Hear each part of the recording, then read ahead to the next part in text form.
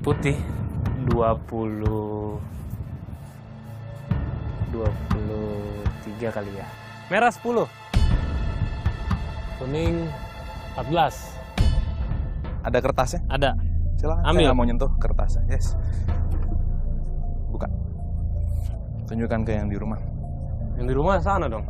Tunjukkan ke mereka yang Kamera. menyaksikan ini. Ntar dulu. Kok penasaran sih?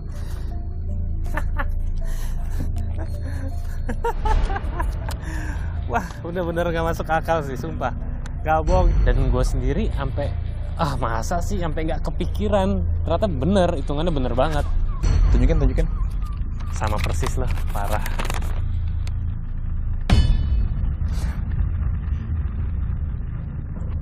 Tapi Mas bingung deh, kok bisa sih? Kan padahal awalnya nggak tahu. Enggak, sebetulnya tadi saya curang karena saya membantu Sam secara tidak langsung. Cuma nggak terasa saya kapan membantunya.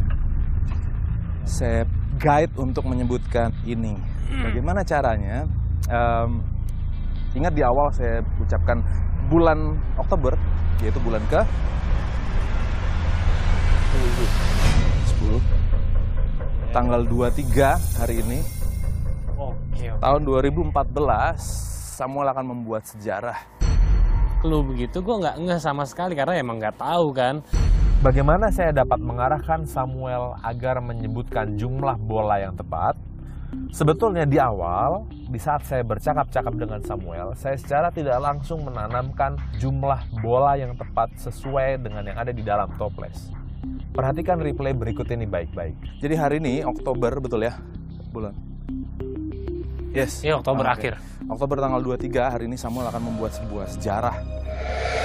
Dan nggak tahu kan itu maksudnya adalah tanggal 23 bulan 10 2014. Nah sekarang mungkin nggak percaya, mungkin apa bener sih jumlahnya? Oke, sekarang yang putih dihitung, dikeluarin, jatuhin aja di lapangan. Yang putih dulu. Saat. Ya. Tuh.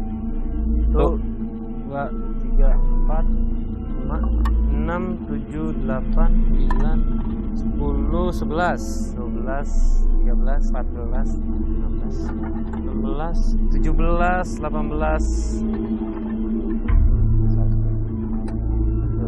23. Yang merah. Masih gak kepikiran ya kok bisa ya? Merah ya? Yes. 1, 2, 3, 4, 5, 6, 7, 8, 9, terakhir. Yes, yang kuning. Hitung. 2, 3, 4, 5, 6, 7, 11, 14. Dan gue bilang, wah keren banget ya. Kayak gitu sih. Outstanding. Samuel, thank you for playing with me. Thank you sama-sama. Sekarang 9 hole. Boleh? Tapi- Training dulu atau langsung turun? Langsung aja turun. Wih, jago kayaknya. Hah? Untuk Anda yang di rumah, tadi adalah contoh sederhana bagaimana subliminal message dapat diberikan di saat kita bercakap-cakap. Tetap dilintas imaji. Shall we? Oke, mau mana? Sana sini. Boleh.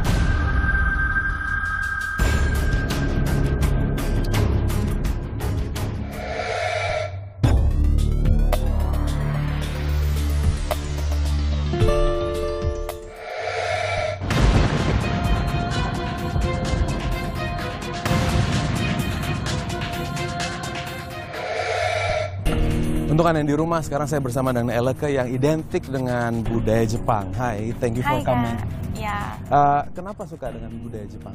suka karena aku suka dengan masyarakatnya, Oke. aku suka dengan pola hidup mereka, aku suka dengan spirit bangsa Jepang. Kesulitan bahasa Jepang dibandingkan bahasa yang lainnya apa? Kalau bahasa lainnya aku nggak gitu tahu, cuman yang jelas Jepang itu gramatikalnya terbalik. Jadi kalau kita SPO dia SOP dan konjugasinya banyak banget. Oh gitu. Iya, Kalau nulis kanji bisa? bisa sih, cuman masih yang level-level Ada berapa awal. level? Ada 4 level ya. Kalau sekarang mungkin 5. Jadi Noryoku Shiken itu ada 5 level. Aku baru sampai 43. Kalau sekarang kan di pusat bahasa Belanda, Ya itu kenapa ya? Kita ketemu di sini. bisa bahasa Belanda? Nggak bisa sama sekali. Oke, mengerti nggak bahasa Belanda? Enggak juga. Enggak juga. Mm-mm. Tidak pernah mempelajari sedikit pun bahasa Belanda. Sedikit pun. Nggak ngerti sama sekali ya. ngerti. Nah, karena saat lagi saya akan bawain Eleke untuk bereksperimen menggunakan bahasa. Oke. Bahasa Belanda dan juga bahasa Jepang, tapi bukan cuma bahasa verbal, Iya. tapi bahasa non-verbal juga. Bahasa non-verbal. Yes, karena kita berkomunikasi justru lebih banyak menggunakan bahasa non-verbal. Oke. Begitu. Mhm. Dalam? Iya. Oke.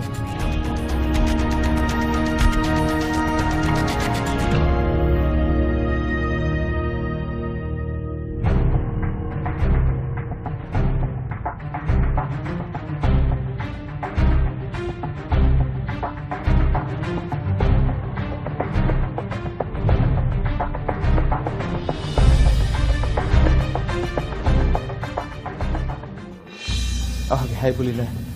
Hi, thank you for your time. This is Eleka. Kita mulai eksperimennya. Boleh? Oke.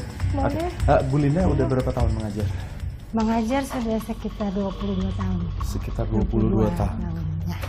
Berarti udah fasih bahasa Belandanya ya? Lumayan. Lumayan. Banget kayaknya itu mah. Lumayan. Kenapa tertarik dengan bahasa Belanda? Biasa kalau orang Ambon ya, mama papa bicara bahasa Belanda, jadi ya sudah ikut aja dulu. Oh, berarti dari keluarga sudah Dari keluarga. dibudayakan berbahasa Belanda. Ini murid-muridnya. Ada yang bisa bahasa Jepang nggak di sini? Nggak ada. Bisa. Sedikit juga.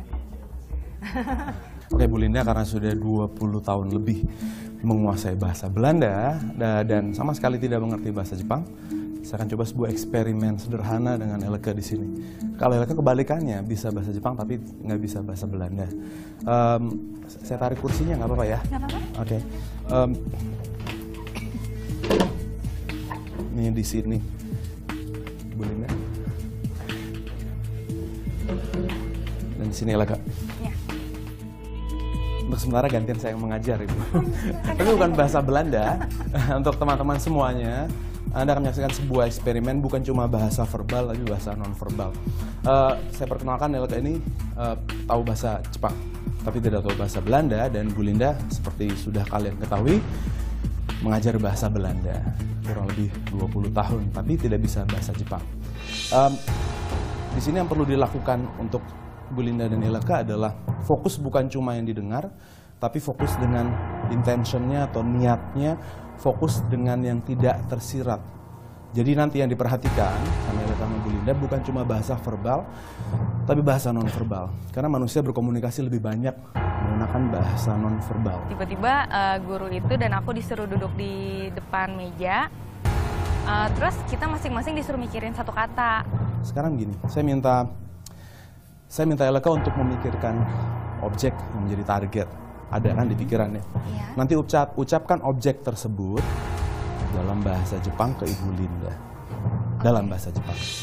Saya harus menebak Elke cerita tentang apa. Dan nanti sebaliknya juga saya cerita sesuatu tentang sebuah benda, lalu Elke tebak. Sudah ada objek yang menjadi target di pikirannya Eleka? Iya. Ada kan? Oke. Lihat Bu Linda. Ibu lihat Eleka. Dan kalau saya bilang mulai, ucapkan dalam bahasa Jepang. Dan teman-teman semuanya di sini ya, kalau mengerti bahasa Jepang, tolong jangan bersuara, jangan dibantu Ibu Linda, karena Ibu Linda nggak ngerti bahasa Jepang.